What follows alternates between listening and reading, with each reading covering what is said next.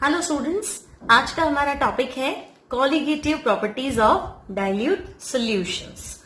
अब हमारा पहला पॉइंट है व्हाट इज कॉलिगेटिव प्रॉपर्टी। क्या होती है कॉलिगेटिव प्रॉपर्टी? तो मान लो आपके पास 1 लीटर वाटर है। Clear students? Suppose we have 1 litre water और अगर मैं आपसे कहूं कि आप इसे बॉईल करो तो बॉइलिंग पॉइंट कितना आएगा? Boiling point will be 100 degree centigrade.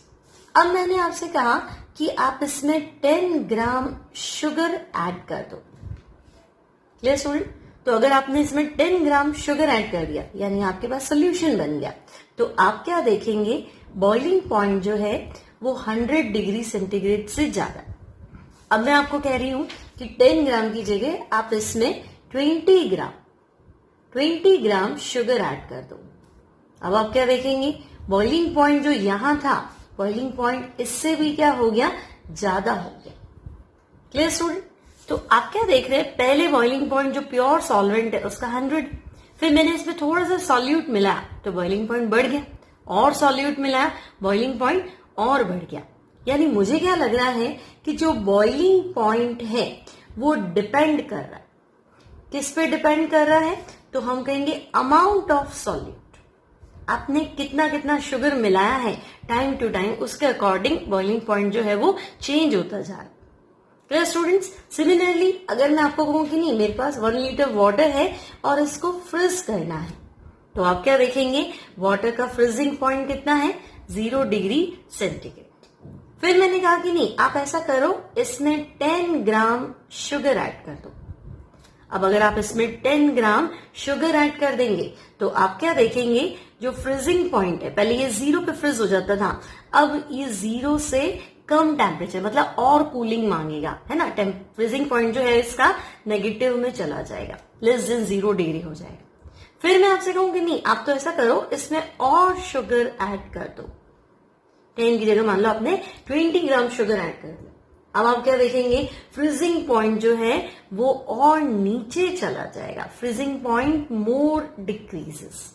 यानी सिमिलरली बॉइलिंग पॉइंट की तरह फ्रीजिंग पॉइंट जो है वो भी डिपेंड कर रहा है। किस पे डिपेंड कर रहा है? Amount of solute. अब अगर मैं आपसे कहूं नहीं शुगर मत लो, आप शुगर की जगह ग्लूकोज ले लो, तब भी आपको रिजल्ट्स जो है वो ये ही मिलेंगे। बॉइलिंग पॉइंट बढ़ जाएगा और फ्रीजिंग पॉइंट जो है वो कम हो जाएगा। Clear students? तो boiling point, freezing point, 2 property और है हमारे पास। एक तो वेपर प्रेशर। अब वेपर प्रेशर में क्या है? तो देखो पहले मान लो आपके पास सिंपल लिक्विड है, तो लिक्विड है तो पूरा का पूरा ये क्या होता है? इसका जो अपर सरफेस है ये इवेपोरेट होता है, वेपर में कन्वर्ट होता है। लेकिन जैसे जैसे तुम इसमें शुगर मिला दोगे या कोई और सॉल्ट मिला दोगे तो आप क्या देखोगे कि इसकी सरफेस पे शुगर मॉलिक्यूल्स आ जाएंगे। तो ये सरफेस जो है पहले की कंपैरेटिवली छोटी हो गई, है ना, तो इवेपोरेशन थोड़ा सा कम हो जाएगा, तो वेपर प्रेशर कम होना स्टार्ट हो जाएगा। तो boiling point, freezing point, vapour pressure में जो डिक्रीज हो रहा है इसे हम बोलते हैं relative lowering of vapour pressure. और एक और पॉइंट है ऑस्मोटिक प्रेशर, जिसे हम फर्दर डिस्कस करेंगे। ये चारों प्रॉपर्टीज कोई भी लिक्विड की वो प्रॉपर्टी है जो सॉल्यूशन में एडेड सॉल्यूट की अमाउंट पे डिपेंड करती है। यानी आप शुगर मिलाओ या ग्लूकोज मिलाओ या कोई सॉल्ट मिलाओ, है ना, इनसे ये सब चेंज होते हैं। यानी अमाउंट पे डिपेंड करते हैं, कंपोजिशन पे डिपेंड नहीं करते हैं। क्लियर? कंपोजिशन से कोई लेना देना नहीं है। So conjugative properties, those physical properties of the solution which depends upon number of solute particles, not their composition, are known as colligative properties. Clear students? हम क्या देख रहे हैं कि ये सॉल्यूट पार्टिकल्स के नंबर पे डिपेंड कर रही है, मतलब आपने कितना मिलाया, क्या मिलाया उससे मतलब नहीं है, नॉट देयर कंपोजिशन। इन्हें हम बोलेंगे कॉलिगेटिव प्रॉपर्टीज। अब ये 4 टाइप्स की होती है। First one, relative lowering of vapour pressure. Second, boiling point increase हो गया था तो बॉइलिंग पॉइंट एलिवेशन यानी कि ebullioscopy, freezing point depression and osmotic pressure. तो स्टूडेंट्स वेपर प्रेशर लिक्विड का फिक्स है, लेकिन जैसे जैसे तुम शुगर मिलाओगे, सॉल्ट मिलाओगे, ग्लूकोज मिलाओगे, वेपर प्रेशर कम हो जाएगा।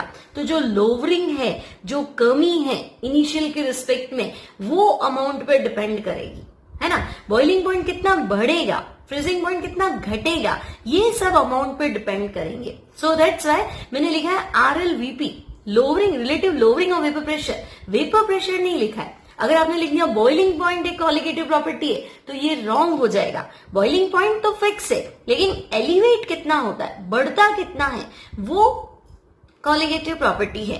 फ्रीजिंग पॉइंट भी कांस्टेंट होता है, लेकिन जैसे जैसे शुगर मिलाओगे तो वो कम हो जाएगा। तो फ्रीजिंग पॉइंट में डिप्रेशन एक कॉलिगेटिव प्रॉपर्टी है और ऑस्मोटिक प्रेशर एक कॉलिगेटिव प्रॉपर्टी है। Clear students? तो हमारा नेक्स्ट टॉपिक है vapour pressure. Now what is vapour pressure? अब वेपर प्रेशर क्या है? तो मैंने आपसे कहा कि मान लो आप एक लिक्विड ले और लिक्विड को हीट करो, तो लिक्विड किस में कन्वर्ट हो जाएगा? वेपर के अंदर। मान लो स्टूडेंट आपके पास लिक्विड है, अब लिक्विड हल्का हल्का आप इसे हीट करते जाओ तो ये क्या होगा? वेपर बनाए। अब आप कंटेनर क्लोज कर दो। अब आपका अगर कंटेनर जो है वो क्लोज है तो वेपर को ऊपर जाने का रास्ता नहीं है, ये यहां इकट्ठी हो जाएगी। क्लियर? अब जब इससे टकराएगी तो कंडेंस्ड हो जाएगी, वेपर वापस किसमें कन्वर्ट होना स्टार्ट हो जाएगी? लिक्विड। हीटिंग प्रोसेस जो है वो कंटिन्यू है, तो लिक्विड आपका किसमें कन्वर्ट हो रहा है? वेपर में। तो एक सिचुएशन ऐसी आ जाएगी जब लिक्विड और वेपर दोनों इक्विलिब्रियम में आ जाएंगे। तो when liquid and vapour are in equilibrium, then pressure exerted by the vapour जो है वो लिक्विड की सरफेस पे कितना प्रेशर लगा रही है, उस प्रेशर को हम बोलेंगे vapour pressure. For example, when liquid and vapor are in equilibrium, then pressure applied by the vapor at the surface of liquid is called vapor pressure. Now students, मान लो आपके पास एक कंटेनर में प्योर सॉल्वेंट है। अब अगर pure solvent है और ये इवेपोरेट हो रहा है अपनी सरफेस से, तो अब देखो कुछ लिक्विड मॉलिक्यूल्स जो है वो इवेपोरेट हो रहे हैं, ये लिक्विड मॉलिक्यूल्स। अब मैंने इसमें सॉल्यूट मिला दिया। अब सॉल्यूट मिलाने से क्या हो गया?